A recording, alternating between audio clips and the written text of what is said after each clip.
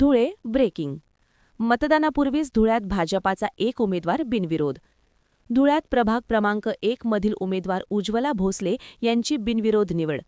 धुळे मनपा निवडणुकीत भाजपने खाते उघडले. रणजितराजे भोसले यांची यशस्वी रणनीती. प्रतिनिधी चंद्रशेखर अहिरराव, धुळे. धुळे महानगरपालिका निवडणुकीच्या अर्ज छाननी दरम्यान राष्ट्रवादी काँग्रेस शरद पवार पक्षाचे शहर जिल्हाध्यक्ष असलेले रणजितराजे भोसले यांनी काल तडकाफडकी पक्षाचा राजीनामा देत शेवटच्या क्षणी भाजपात प्रवेश केला होता आणि त्यांच्या धर्मपत्नी उज्ज्वला भोसले यांना भाजपाचे तिकीट मिळवले होते.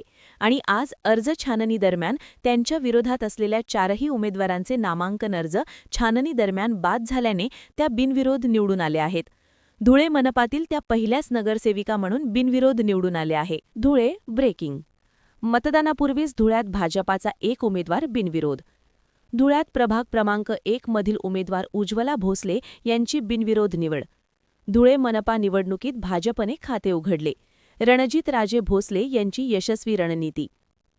प्रतिनिधी चंद्रशेखर अहिरराव, धुळे.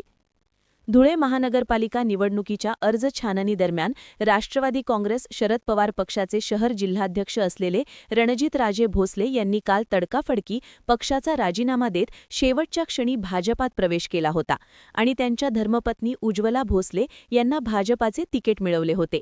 आणि आज अर्ज छाननी दरम्यान त्यांच्या विरोधात असलेल्या 4ही उमेदवारांचे नामांकन अर्ज छाननी दरम्यान बाद झाल्याने त्या बिनविरोध निवडून आल्या आहेत. धुळे मनपातील त्या पहिल्याच नगरसेविका म्हणून बिनविरोध निवडून आले आहे.